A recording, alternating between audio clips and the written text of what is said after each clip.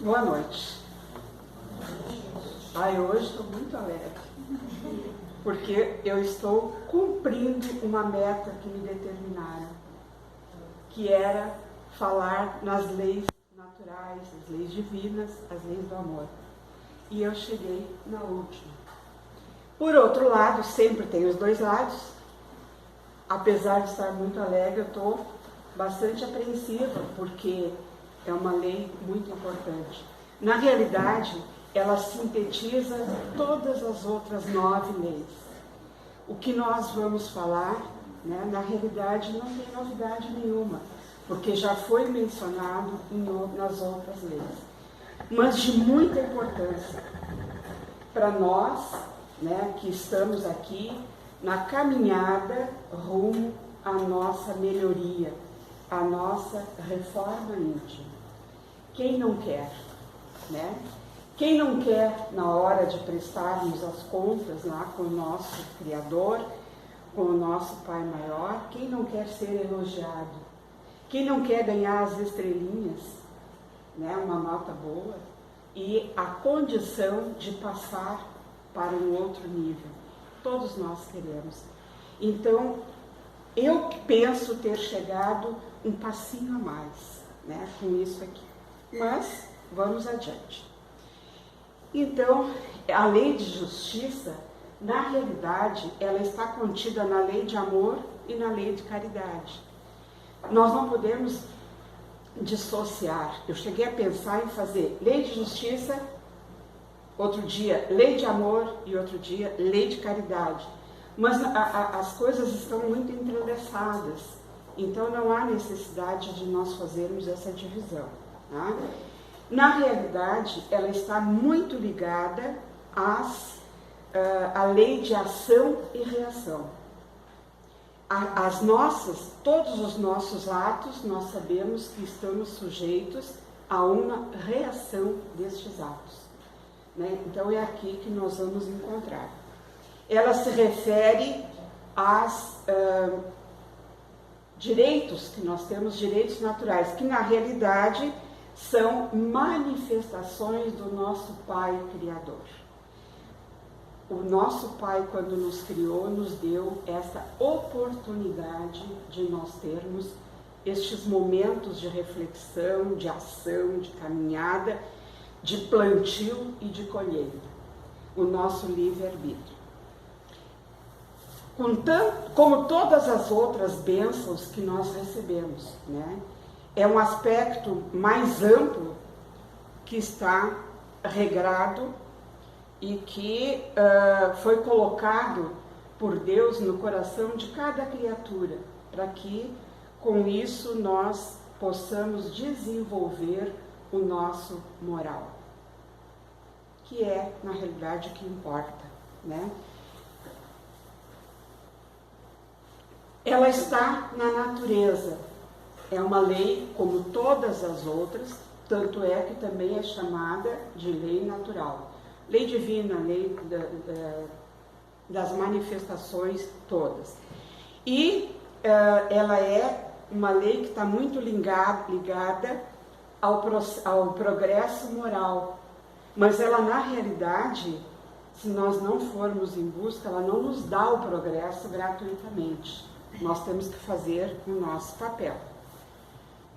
A manifestação da justiça traz, no seu entendimento, ela é diferente a cada pessoa que por ela passa.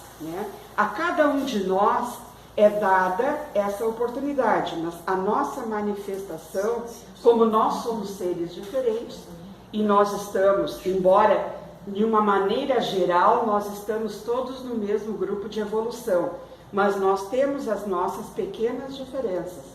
Por exemplo, vocês, que não precisam estar aqui fazendo a exposição, estão num grau mais elevado que eu. Eu ainda recebi o castigo de ter que fazer o estudo e apresentar, Então, nós somos envoltos em paixões, e estas paixões que nós temos alteram o sentimento e fazem com que nós, às vezes, tenhamos um falso ponto de vista. Nós às vezes nos equivocamos quando nós não temos um embasamento muito grande, um conhecimento maior, mais solidificado. Nós nos equivocamos com a interpretação também daquilo que nós estamos lendo, que nós estamos estudando. Mas a justiça, ela consiste em cada um respeitar os direitos dos demais. Nós já vimos isso, que a cada um é dada a oportunidade e o livre-arbítrio, mas que nós temos que respeitar o direito de cada um, para que nós também possamos ser respeitados, né? O homem necessita viver em sociedade, nós não conseguimos viver fora da sociedade. Então, para isso, nós precisamos respeitar os nossos semelhantes, né, para também querermos que os nossos direitos sejam respeitados. Quando nós não praticamos a lei de justiça, isso nos ocasiona uma série de perturbações e de confusões. Aí nós levamos as nossas atitudes nos perdemos, né, na nossa caminhada na sequência. O homem que praticar a lei da justiça em toda a sua pureza, e às vezes a gente pensa, tem alguns aí que são meio falsificados, são genéricos, são similares, né? Mas aquilo que Deus deixou para nós é a pureza da questão da justiça. Gente, eu estou falando na justiça divina, na justiça das leis naturais. A justiça dos homens, a justiça da humanidade é um pouquinho diferente, né? Os advogados aqui que eu digo, e depois nós vamos ver um questionamento, alguma coisa a respeito disso. E com toda essa pureza, ela estará sempre a exemplo de Jesus, que nos deu a caminhada inicial, praticando o amor ao próximo e a caridade. Sem isso, nós não completamos este grau da evolução. E tem o caráter do verdadeiro justo. Quando nós seguimos tudo aquilo que nós encontramos nas obras básicas, que é a nossa meta maior, né? Tudo isso nós vamos estar muito mais próximos do verdadeiro justo. Eu até queria colocar que vocês procurem fazer uma leitura deste capítulo, que é o capítulo 11, na terceira parte do Livro dos Espíritos. É muito interessante. Eu não vou discorrer literalmente ali, porque isso aqui é fácil acesso, a gente tem condições de colocar, tá? Bom, aí nós vamos ver a justiça natural, ou a natural justiça. A justiça, ela está apoiada num tripé, tá? E neste tripé nós vamos encontrar a liberdade, a igualdade e a fraternidade. E não é à toa que existem muitas obras que são, né, até muitos envolvimentos, muitos grupos que usam essa trilogia para colocar em diversos momentos, tá? Então, liberdade. Se nós não tivermos liberdade, nós somos escravos. Então, a falta de liberdade nos torna escravos. Mas, por outro lado, quando sobra liberdade, aí vem a opressão. Nós vamos nos sentir oprimidos por este excesso de liberdade. A igualdade, que é a outra perninha, né, da justiça, quando nos falta a igualdade, isto vai ocasionar a injustiça. Então, nós seremos injustos quando não nos colocamos em igualdade com os nossos semelhantes. Essa igualdade não quer dizer que nós tenhamos que ter todos o mesmo sexo, a mesma cor, os mesmos cabelos, o mesmo volume, né? Pensarmos religiosamente nos mesmos credos, politicamente ter aquela meta ali, no futebol todo mundo tem que ser igual. Não, cada um tem as suas respeitos, mas que nós tenhamos essa igualdade de seres humanos. Tá? Quando sobra a igualdade, aí quando nós temos igualdade em excesso, nós nos tornamos um exército de pessoas iguais. São padronizadas, né? São uniformizadas. E aí não tem o espaço para a diversidade. E que importância tem a diversidade na nossa vida? Nós precisamos conviver, assistir à diversidade, porque é essa a condição de nos tornar, de nos proporcionar crescermos. Aquele chavão que tem assim, nós temos 5 dedos na mão e a utilidade é praticamente, em geral, a mesma, mas cada um tem uma função diferenciada. Na nossa família, nós somos constituídos de familiares, né? O chefe da família, os filhos, ou o filho, ou a filha, e cada um tem uma oportunidade diferente. Esta diversidade é que vai nos fazer crescer, porque nós vamos encontrar empecilhos, né, que atravancam aquela caminhada reta, mas é justamente este olhar para o lado que vai proporcionar o nosso crescimento. E a fraternidade. Quando falta fraternidade, acontece o que nós estamos vivendo no mundo. É o mundo que nós estamos vivendo, né? Que falta, em muitos casos, a fraternidade. Isso também nós não podemos generalizar e dizer que não há fraternidade. Por favor. Cada vez mais a gente tem percebido pessoas, grupos, sociedades que têm se alertado para essa necessidade de conviver em sociedade. Quando não há espaço para a fraternidade, aí também não há espaço para o crescimento individual. Nós precisamos conviver com os diferentes para que nós possamos crescer, evoluir. A consciência é o guia mais seguro que Deus nos deu para o respeito da justiça. Tá? Nós temos a consciência, que é o que nos determina, porque lá na consciência estão gravados todos os ensinamentos, bons e ruins, toda a nossa vida. Nós não lembramos? Não, graças a Deus. Porque senão, conforme um autor que eu vi hoje, se tivesse condições de saber tudo que já foi, não apareceria na frente de pessoas da sociedade, né? Porque nós já tivemos momentos muito mais inferiores do que esses que nós temos hoje. Através dela, da consciência, o homem pode refletir e agir conforme Jesus nos ensinou, que foi aquele modelo e guia que nos chegou para que nós pudéssemos avançar um pouquinho mais. Queira cada um para os outros o que quereria para si mesmo.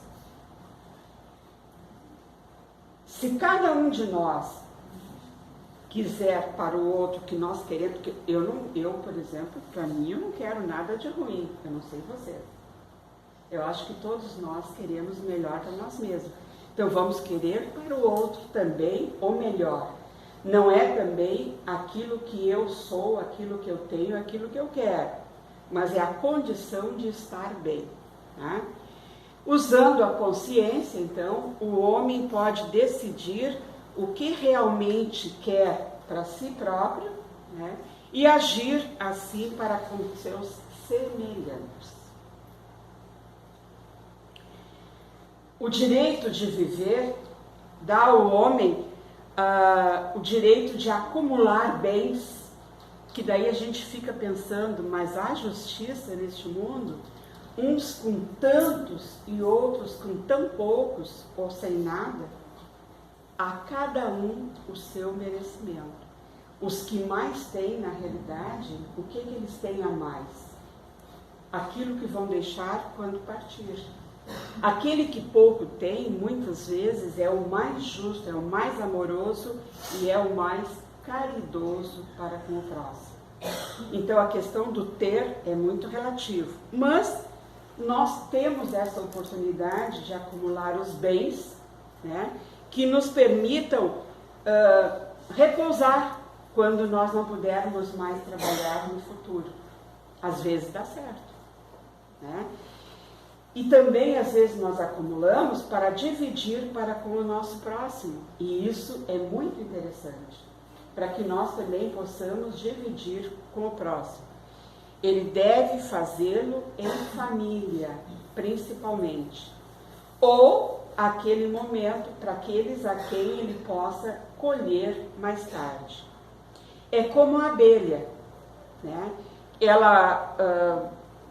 A abelha tem um trabalho contínuo, é um trabalho honesto, que ela faz com muito amor, porque ela não pode ser egoísta, né? Existe uma abelheira, diz que é a coisa mais interessante quando a gente tem a oportunidade de conhecer mais a fundo, pela estratificação social, pelos comportamentos, pelos benefícios, cada um tem o seu papel. Então seria um modelo para nós. O verdadeiro justo. Lembra que eu falei que existem alguns similares, alguns que são genéricos, né? E que não são tão verdadeiros, mas nós estamos caminhando em direção ao verdadeiro justo. Ele tem como exemplo Jesus. E isso já diria muita coisa, dizer que nosso modelo e guia é Jesus. Mas nós podemos acrescentar que ele pratica o amor e a caridade, e que sem o amor e a caridade não há uma verdadeira justiça. Nós precisamos do amor e da caridade para sermos justos. A verdadeira lei de justiça é amar a Deus sobre todas as coisas e ao próximo como a nós mesmos. E aí nós vamos incluir os outros dois itens, que seriam a caridade e o amor. Se alguém segue esses fundamentos, em observação ao resumo de todas as leis que nós já vimos anteriormente, e de todos os profetas sintetizados por Jesus, não pode, em nenhuma hipótese, sob nenhum pretexto, deixar de observar o respeito ao direito do semelhante, que começa onde o nosso termina, ou que o nosso termina quando começa o do nosso semelhante. A justiça se aperfeiçoa no amor. Se nós queremos realmente ser justos, pratiquemos o amor. E o amor se expressa na caridade. Então, se nós podemos ver na realidade quem é verdadeiramente justo, quem trabalha, quem faz por amor. E que este amor possa ser manifestado na caridade. A verdadeira caridade, eu quero dar porque eu tenho uma historinha aqui, e a historinha é meio complicada, mas eu achei muito interessante. A verdadeira caridade é aquela que observa o cuidado de não prejudicar os nossos semelhantes. Se eu estou prejudicando alguém, eu não posso dizer que eu estou sendo caridosa, né? Em fazer por ele, pelos outros, aquilo que gostaríamos que fizessem por nós. Não vamos individualizar as atitudes, tá? Eu gosto de comer banana, então eu acho que tu tem que comer banana porque eu gosto de comer. Não é individualizado, mas é uma forma geral tratar como eu gostaria de ser tratado, né? Desejar para ele o que nós desejaríamos para nós, ser para ele um irmão na caminhada evolutiva, estender as nossas mãos fraternas e operosas no objetivo único de ajudar no progresso do seu aperfeiçoamento individual. Eu não posso pensar em progredir sozinha. Se eu puder levar o meu irmão que está ao meu lado a progredir junto, vamos. Não vamos também levá-lo de arrasto, vamos incentivá-lo para que ele também se esforce para chegar lá. A caminho da felicidade e da perfeição que tanto almejamos na nossa própria vida. Quem é que não almeja isso? Todos nós, né? Queremos. Então, qual é o verdadeiro sentido da palavra caridade, como a entendia Jesus, né? É a benevolência para com todos, indulgência com as perfeições dos outros e perdão das ofensas.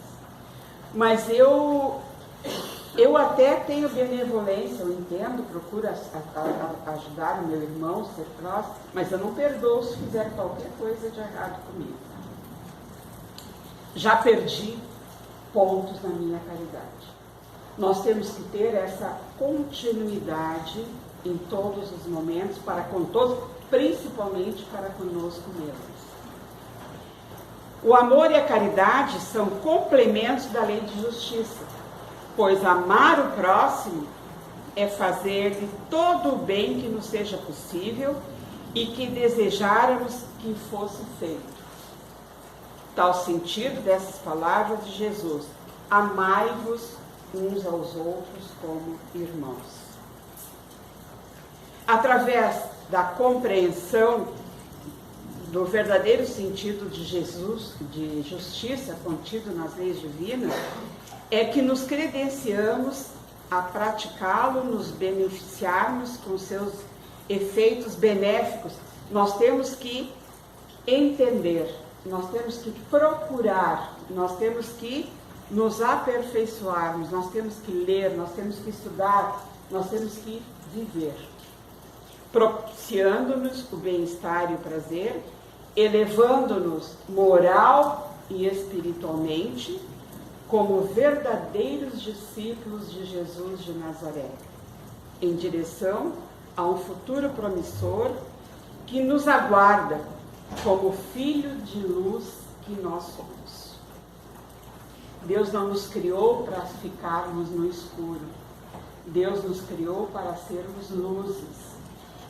Mas essa energia nós temos que captar, nós temos que produzir, nós temos que angariar e nós temos que vivê-lo. E aí vem a lenda da caridade. Essa lenda eu achei muito interessante. Eu vou me permitir ler, tá? Porque eu não gostaria de deixar algum item para fora. Então, conta-se que no plano espiritual, no mundo espiritual, se espalharam milhares de grupos humanos nas extensas povoações da Terra. O Senhor, né, nosso Pai Criador, endereçava mensagens de paz e de bondade a todas as criaturas. Mas, como sempre acontece, a maioria se desgarrou e se firmou no egoísmo e no orgulho, que são aquelas sagas que nós temos na nossa vida. A crueldade agravava-se e o ódio explodia. O celeste amigo chamou o anjo da justiça, que entrou em campo e imediatamente inventou o sofrimento. Os culpados passaram a resgatar os próprios delitos a preço de enormes padecimentos. Isso, se nós nos reportarmos lá para a história da antiguidade, nós vamos entender bem este momento. O Senhor aprovou todos os métodos da justiça que reconheceu indispensáveis. No entanto, desejava encontrar um caminho menos espinhoso, um caminho mais suave, mais produtivo, né? Para a transformação dos espíritos sediados na terra. Já que a dor deixava comumente um rescaldo de angústia a gerar novos e pesados conflitos. O Divino Companheiro solicitou concurso ao anjo da verdade, que apareceu para logo os princípios da advertência. Ele instruiu a advertência para que nós tomássemos o cuidado de que estamos fazendo. E aí, então, tribunas foram erguidas e os estudiosos todos se manifestaram e começavam a pregar os efeitos do bem e do mal. E aí, chamavam todos os ouvintes para que aceitassem. Ainda assim, repontavam dúvidas em torno dos ensinamentos da virtude, porque nada acontece de uma hora para outra de uma maneira fácil, suscitando atrasos altamente prejudiciais aos mecanismos da elevação espiritual. O Senhor apoiou a execução dos planos ideados pelo anjo da verdade, observando que as multidões terrestres não deveriam viver ignorando o próprio destino. A compadecer-se dos homens que precisavam, com uma reforma íntima, sem saberem disso, solicitou a cooperação do anjo do amor, a busca de alguns recursos que facilitasse a jornada dos seus tutelados para os cimos da vida, para alcançar, né?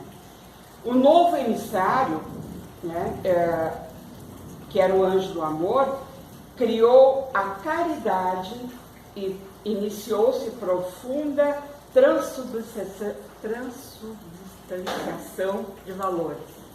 As pessoas começaram a evoluir e a aprimorar a questão dos valores.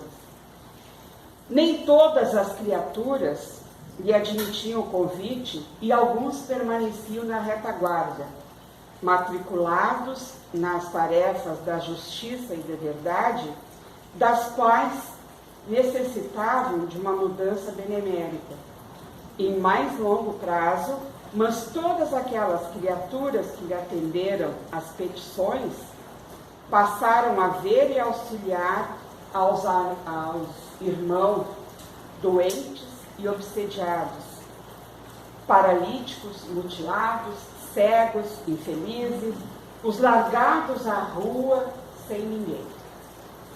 O contato recíproco gerou um precioso câmbio espiritual. Aí nós temos que ver as diversidades, conviver com as diversidades. Quantos conduziam alimento agasalho, carinho, remédio para os companheiros infortunados, recebiam dele em troca os dons de paciência e compreensão, da tolerância e da humildade, sem maiores obstáculos. E aí eles conseguiram a estrada para a convivência com o céu. O Senhor louvou a caridade, nela reconhecendo o mais importante processo de orientação e sublimação, a benefício de quantos usufruem a escola da terra. E então, desde então, funciona no mundo o sofrimento que poda as arestas. Às vezes nós maldizemos o sofrimento, mas ele é importante para nós. Nós precisamos do sofrimento porque através dele nós vamos equilibrando as arestas da nossa vida. A doutrinação, que é importante também, informando aos espíritos indecisos quanto às melhores sendas de ascensão às bênçãos divinas. é através da doutrinação que nós vamos receber o merecimento dessas bênçãos divinas.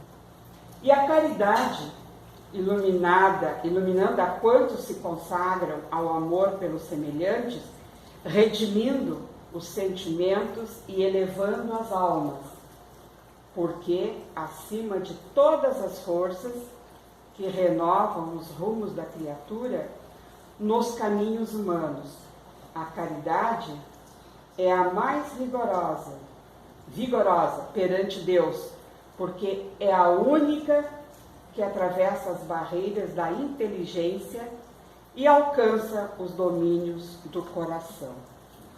Então, para concluir, eu tenho uma frasezinha aqui, que a gente, quando nós achamos que nós estamos sendo justos, quando nós cometemos um pequeno deslizezinho, a gente faz assim uma pergunta: e se cada um de nós cometesse esse deslize, cada um dos seres da Terra não seria um grande rombo na sociedade?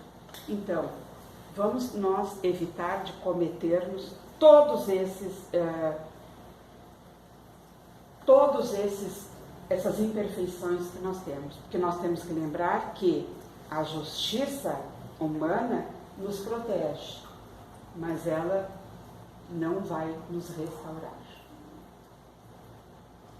Nós temos a proteção, mas a restauração nós temos que buscar naquilo, nos ensinamentos e nas obras e no estudo e na leitura e na convivência com os seres que nos possam ajudar a chegar até lá.